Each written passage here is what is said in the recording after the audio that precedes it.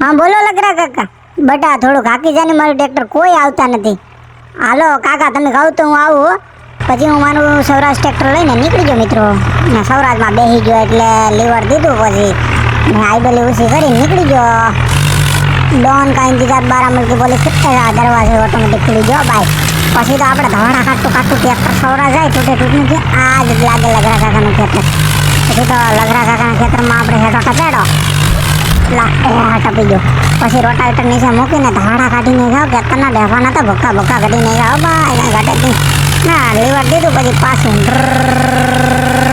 કચ્છું આપણું ટ્રેક્ટર જાય ત્યાં થોડુંક હાંક્યું ને ત્યાં મને એવું લાગ્યું કે કોક આવે છે. એટલે આ તો હપ્તાવાળા લાગે. એટલે હપ્તો ભરી દે, બાકી તારું ટ્રેક્ટર લઈ જાય.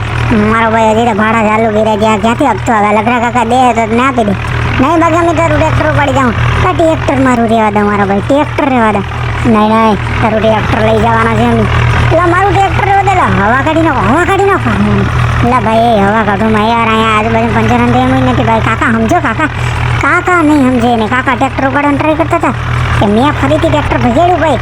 ત્યાં હું મારી ઘરે પગાડી દઉં ગમે એમ કરીને. પછી મેં ભગાડ્યું ના ના ના ના ના પેટો કટાડ્યો પાછો ભાઈ. ત્યાં ઘરના આડા કાકા ઉગી ગયા.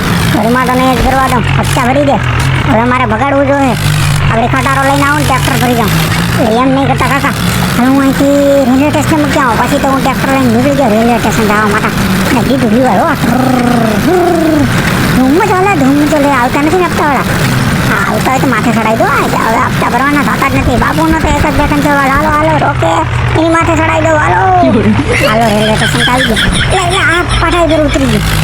હવે આને શું કરું ઘરે ઘરી હાલ અહીંયા મૂકી દઉં ને ઉપરથી જોઉં કે ટ્રેન નથી આવતી ને ત્યાં સાઈડમાં રાખી દઉં, ઉપરથી જોઈ આવું. પછી ધીમે ધીમે પેલા સડા તો કેમ નથી, હાલ હું સડી જાઉં ઉપર. હાલ ટ્રેન તો નથી દેખાતી. આગલા વિડીયોમાં આપણે જોઉં કે ટ્રેન આવી કે નહીં.